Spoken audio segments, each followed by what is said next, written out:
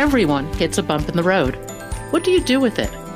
Be inspired as we explore the ways people experience, navigate, and manage the ups and downs and twists and turns in this road trip called life.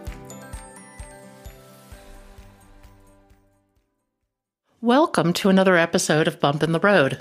The basic podcast is always free. We also have a premium subscription called Bump 2 that lets you listen in on extended behind-the-scenes conversations with our guests. Check it out at www.bumpintheroad.us. Paul is living the hero's journey. He was raised in a cult, embraced the fact that he is gay, and started a personal journey that led him to moving forward in intuition and trust. This podcast is a story of what's possible when we choose to turn within, to question our own stories, and take the lifelong journey of finding our unique truth. For everyone on the path of personal growth and exploration, this story is a must listen. Please welcome Paul Hunneycutt to Bump in the Road. Paul, welcome to Bump in the Road. If you would, tell us your story. Great. Thank you so much for having me on. Well, it's, I think when I listen to the title about Bump in the Road, I really look at like three major bumps in my story that have been pivot places or points for me in my life. But I grew up in a blended family. I'm the oldest of my parents' marriage, and they were married for over 50 years before my dad passed. So there's 8 kids. I was born in Texas 2 weeks after they moved there from Michigan, but I really call New Mexico home, or that's where I felt really at home, kind of grew up there. And I was raised in the Jehovah's Witness organization, which is just really pretty interesting and looking at that. But it was a very tight-knit community, heavily like rules, regulations, requirements, things that I needed to live up to. So it was very strict, and my parents were strict, and I had to learn really early on to like take a stand and be kind of the odd kid in school. Didn't celebrate birthdays, didn't celebrate holidays, couldn't do after school functions because that got in the way. So I share a little bit of that because that really is kind of this framework of the way that I looked at the world for quite some time. And when I was in right around the time all of us start to go through the hormonal changes and puberty, I just knew that I was also different. So there was something different, and I didn't know how to like define it. But then I started to hear words and understand more that like, oh, I'm gay. Like I must be gay. But the way that I was raised was that I was told that I had the devil in me, that I had invited Satan into me. And that was terrifying as a kid. And I just felt bad all the time, really hated myself. And so I lived really under this. A lot of Jehovah's Witnesses live under this anyways, this very heavy doomsday Armageddon kind of the world is ending belief structure. And so I was already pretty afraid of the world. And then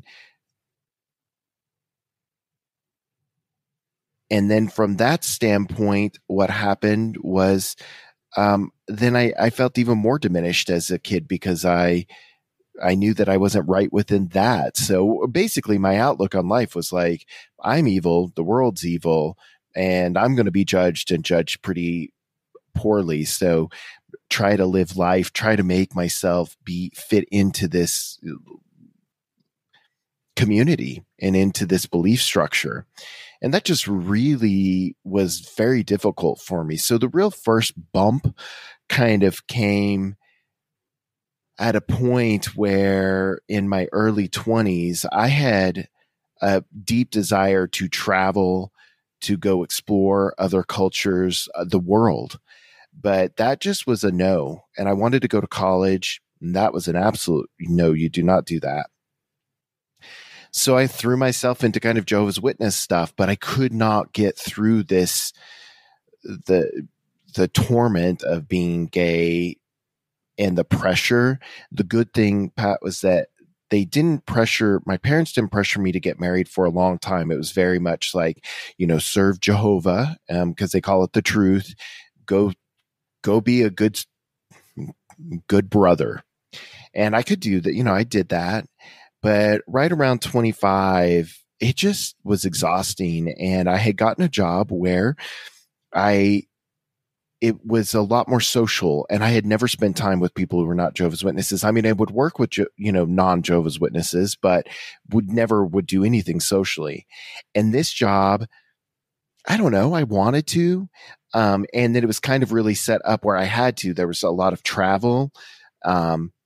A lot of their meetings and events and work things. So it was like, it's work. I have to go. So it was like, it gave me a good, excuse to go. And I realized like these people are actually pretty cool. Like they're pretty nice. They're not evil and they actually really care about me. And, that tripped my system, my brain of like, they're not what I've always thought. And I was making good friends. So I started to, kind of fade a little bit. And in that job too, I really was exceeding and excelling. And I had the regional managers saw something in me and really encouraged me to move up. So I was making more money and could see this kind of career pathing. And I had never thought or looked at the world that way, because the way that I was raised was that that the end of the world was going to come before I ever made it out of high school. Like I was told that the whole time I was a kid, like Armageddon is going to come. You're not going to make it. So you live in this very like finite mindset that this existence was not forever. And that basically it was just, you got to pray yourself into hoping that you get chosen when Armageddon comes. So here I meet these great people, getting promoted, and I moved away from where I had been, where I knew, because I knew all the Jehovah's Witnesses. Like I said, it was tight knit, and I moved about an hour and a half north of Denver. And there I was coming in as a 20-year-old, mid-20s, working, and they didn't know me and I didn't know any of them really. And so it was easy for me to kind of fade. And what happened was one night I was out with coworkers, and a guy at this restaurant bar put a note in my hand and was like, give me a call. And I didn't know what to do. Pat, it was like, first of all, like, how did he know? And I thought I had done all this stuff to kind of protect or put on a guise that I wasn't gay. But I got really excited. And right after that, it was Memorial Day weekend. And I was going with a buddy of mine up to South Dakota, as he was getting engaged. He was a Jehovah's Witness, and I was going up there with him. They got engaged. They lived out in the country where we were staying, and they were having a party, and I went outside because I just could not. Well, I couldn't stop thinking about him, but I also I was exhausted, and I was laying on the trampoline and I was looking up at the stars, and I having a conversation with God, basically, of like, I can't do this anymore. I hated myself. I was so unhappy. It felt so good I was making these friends. I was seeing life from a different perspective. And I knew that I had a choice. And I even said out loud, I'm like, I know I have two choices. It's either choose to get married and stay in that belief structure, or accept myself for being gay. And I had always known that I was, but that was the moment when I said out loud, I was like, I'm gay. I am gay. I've always been gay. It's not ever going to change. It's not a choice. It's me. And it was the biggest sense of relief I had ever had in my life, accepting myself. And I was so excited. In fact, the next morning we were all at breakfast at a restaurant, and my friends were sitting across from me, and they're like, "You look so happy." And I'm like, "Yeah." I'm like, "I feel great." And I had put on a lot of weight. I had been carrying a lot of weight through my teenage life and into that time. And I just started working out, started going out, kind of just, I still tried to put on a show, and I was lying a lot to my family and to all of them because they keep check on you. Like, why aren't you going to meetings? And I was like, oh, I'm down in Boulder. I'm traveling. I'm going to the meetings. I was doing all of this kind of placating, but I wasn't going. And I was having the time of my life, like starting, year 20s, and I was making good money and going out. But it was a real shift. And I started to invest in my body and taking good care of myself, making more friends, traveling the way that I really had always wanted to. And that was really the first pivot um, for me that put me on a whole different trajectory. And then when I was outed, that was another, all right around that same time I got outed. And, I lost all my community. So then it got cut off. My family got cut off from me, all of these relationships and friends. And I did have the friends at work, but that was still like kind of new friendships and different. And they were fantastic. But I suddenly was left like with this bright view of the world of what do I want to create? And I no longer was living kind of in this doomsday. I was like, well, I'm just going to shut out that the end of the world is coming, and I'm just going to live. And so I went about living and threw myself into my career and moved myself forward.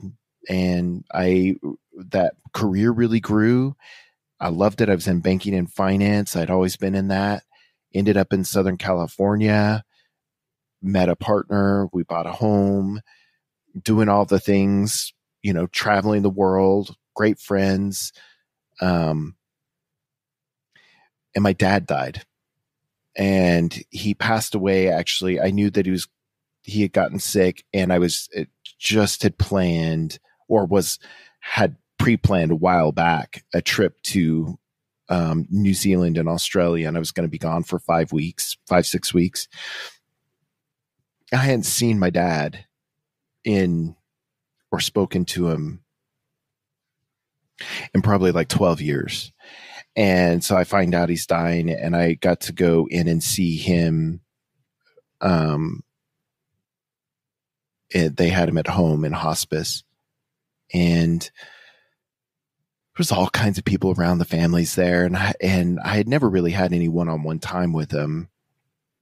And, that's a heavy thing to be facing a parent, like there's all this stuff, Pat. Like I didn't even really know him. And then we had been cut off, and here I am having this conversation with him. But I got about a half an hour with him, hour. And I just asked him, I was super curious about his life and my grandparents, because we never were raised around them, didn't know much about him in his own life. And he shared a lot. And, there was a moment, and I said, well, I can stay, I can cancel my trip, and I can come out here. I can help you and mom, whatever you need. And he's like, no. He's like, I want you to hear this. I love you. You have a life to live. He's like, go on your trip. He's like, I'm at peace. And he's like, enjoy your life. And he's like, and just know I love you. And I had never heard that from him. That was, and then all these people are coming right back in the house. It was literally like perfect timing, and I couldn't process it. And so on that trip was a mess. And that really started another big transition of like, he passed while I was down there, and I was approaching, I was a couple of years away from turning 40. I was looking at all my peers. They were 10, 15, 20 years older than me, and they had been in these jobs, those same roles for a long time. And I'm like, I've achieved this, and I want more. And what do I actually really want? And my dad's dying and death and all of that emotion came into me, and I just kind of flipped of like, what do I do? What am I doing with my life? And my partner at the time, he's like, what's incredible is to see you at work and around your teams and in that organization. You were so confident. You were so clear. He's like, you just own it. And in your personal life, you are a disaster. And I was like, I didn't realize that. And not a disaster from what he was really saying was like, you're so unclear in your personal life. You are like, you seem empty and you don't seem to know yourself. And that was really hard to hear from him. And he really encouraged me I had done a lot of therapy, but he really encouraged me. He's like, I think you need to look at what that religion did to you. And I couldn't pat it. There was just no way. And so I started to see, though, how it was really impacting me. Long story short, the next big pivot, finally, I was just like, screw it. I've always wanted to work for myself. I knew the banking industry was where they wanted me to go in my career path. That, for me to get promoted, I'd have to move to Houston or Birmingham, Alabama. And I lived in San Diego. My partner was not going to live. I am certainly not moving from San Diego to Houston or Birmingham. Both great cities, listeners, I'm sure, but just no, sorry. If you've been to San Diego, I'm not leaving it. And I have always been told like that I was really great at motivational speaking, really great at leading teams. And I really wanted to do that. I mean, I deeply care about people. I have a compassion that comes from my story of just the way I view the world and being on the outside in so many different ways.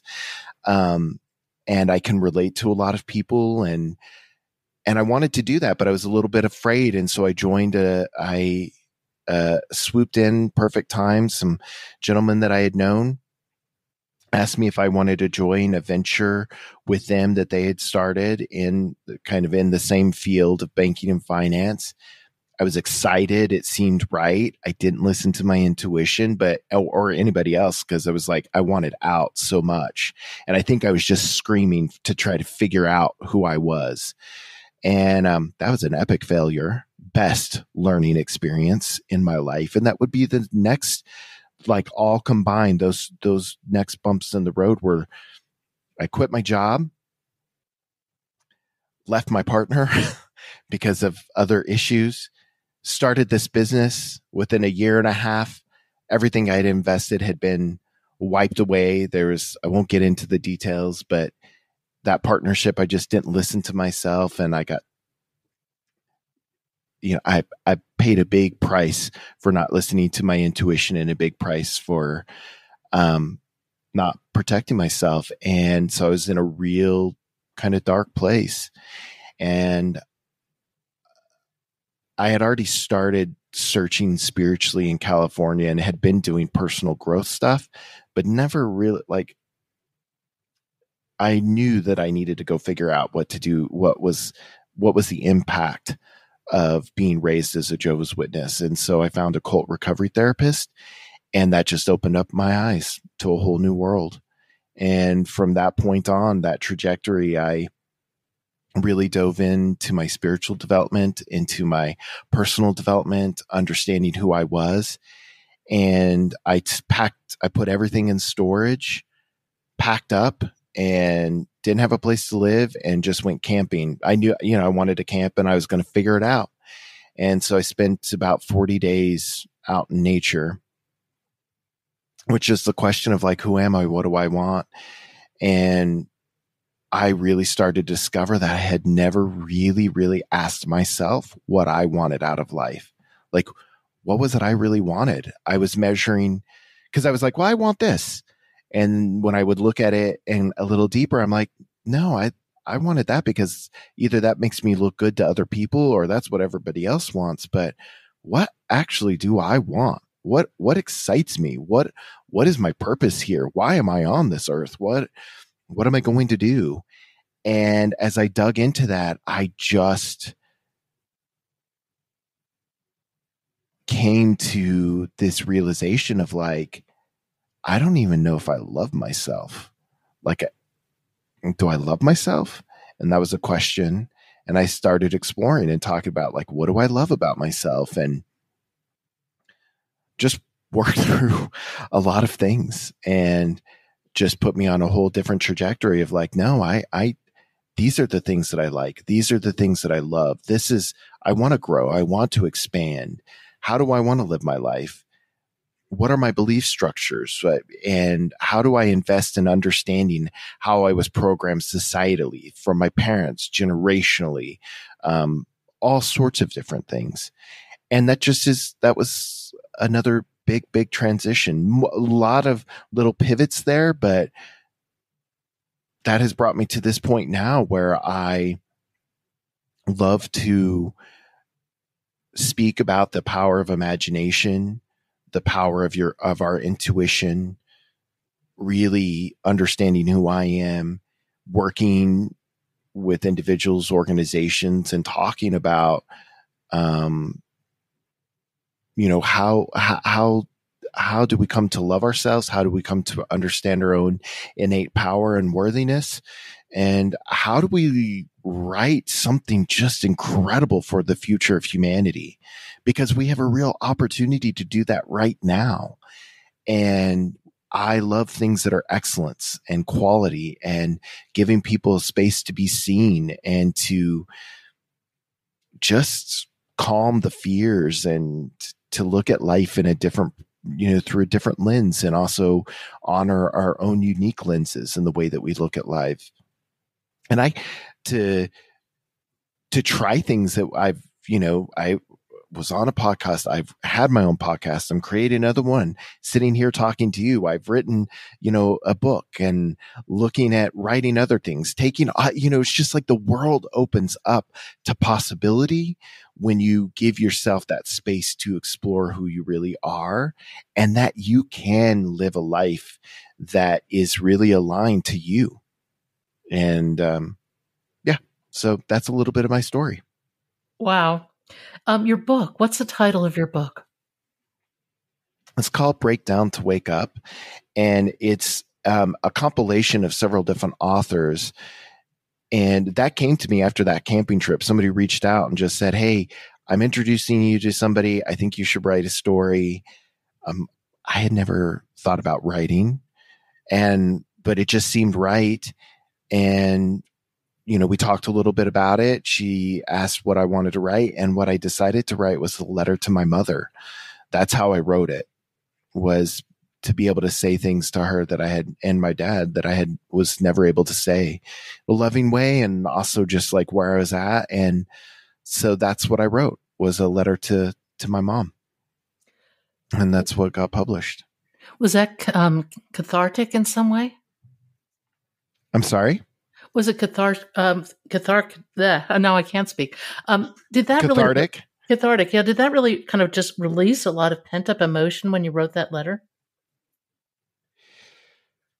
Yes, because I had realized through doing a lot of personal development and working that like releasing this energy and releasing attachments and forgiveness and those different things, and that was kind of one of those like, this needs to happen. Like I need to, and I want to release this. And I also felt like I wanted to say things to her that I wasn't, because she wouldn't take phone calls from me. We don't have a relationship. Hindsight, there's some stuff where I'm like, well, I don't know if I should now, but it is what it is. And it was very cathartic. And what it also opened up to me was this like love, even greater love of storytelling and desire to write more. And yeah, but it was extremely cathartic, and it released a lot of emotions, and I cried a lot in writing through it. And, I was working with a professional, myself, just like a coach, like working through, things and releasing, but it felt so good. And I was really proud of myself for being able to write something that for me felt so authentic, and I don't like to follow rules. And so like there was rules, there was like a certain amount of words that we had to write, and it had to be this, they didn't want the stories to be like super long. And I have like a really long story, and she was like, oh, we have to publish it. So I just kind of followed my intuition on it too. And that was the part that felt really good. So there was a lot of stuff that happened around that writing where I was just like, okay, this is so cool. This is such an amazing story on so many levels because it touches on so many things that I think a lot of people struggle with. Certainly societal definitions. Oh my gosh. I think that to find our authentic selves is a journey unto itself, given the way that all of us are programmed. I mean, whether it's religion, Mm-hmm. school, society, parents, I think you get to a point in your life where you just stop and you wonder, who the heck am I? Yes. Yeah, when you were absolutely. when you were going through cult recovery, what were some of the key things that came out of that for you? Well, so the funniest thing, one of the big breakthroughs happened in in the first session, she helped define like what the work was, like what we were going to be doing. And what she also helped me look at was like because I'd already been studying a lot about neuroscience, neuroplasticity. I just a deeply, deeply curious person in general. So I read voraciously, and I was reading all of these different things, and especially around the way our brains form and then our belief structures. And so she walked me through just like, cause that's her specialty, and she actually works with a lot of ex-Jehovah's Witnesses. And so she understands like the minds, like how that programming worked. And so in that first session, the big opening piece was that because my parents chose in as adults, they were not raised as Jehovah's Witnesses, and they left their belief structures. They chose into it. She's like, well, your parents will never understand what your experience was like because your parents grew up getting birthdays, getting holidays, going on vacations with family to the retreats. And they were both lived upper middle class lives. My dad was the high school captain of the football team. My mom, her family was very prominent, and she was like the popular girl. She went to college. They got to do all of the things that they never had to take a stand in school like I did my first kindergarten day and go say, I can't celebrate birthdays. I can't pledge allegiance to the flag. I can't do, these things at 5 years old. Most adults can't do that. And I had to do that at 5 because I was terrified that if I didn't, I was going to be judged because that's what I was told. So when she explained that, she's like, first of all, you just got to understand that they will never understand your experience. So we're going to work through what that does to you and the hypervigilance and the what happened in that cult to, because they keep you super busy and really hypervigilant and always looking out for everybody else. And then the removal of self. So in uncovering all of that, I was like, oh, I never was allowed to actually even explore who I was, because that just is absolutely your only role here is to hope that you make it into paradise and tell other people about this, because we got to save people because we have the truth. So they believe that they're the one true religion. So you're walking around and your whole life thinking from that aspect. And then the second session, the whole work we did, and the reason I share this, I find it so funny, was we spent an hour and a half of me trying to call it a cult because I could not utter those words. Because it indoctrinated in my head, and my programming and my beliefs was that it was the true religion, and anything that was a cult was evil. And to say that would make me, what it brought forward was that I still had these beliefs that God was judging me and would judge me if I said that. And so by the end, I'm standing in her house and we're yelling, "It's a cult. It's a cult. It's a cult." And and these tears I was sobbing on the floor Yeah, because it was this relief. relief, the isolation you went through as a young person is almost beyond comprehension. I mean, when you look back on that, how do you break through the belief system that fed into the isolation? And I mean, part of it's, deculting, if you will, but I think it goes so much deeper because all these external factors, they emotionally touch you and they hurt you. And you have to find a way to gain the perspective to let it go. How do you let it go? Great question. Little by little. So I think that was the realization. It's like peeling an onion back. But when I understood the science part of how our brains form, and from that standpoint, and then belief structures, that gave me an auspice of like, okay, it's not just me. Like there's a way to transform this. So the biggest thing that helped me, and to this day, I tell all the time, was,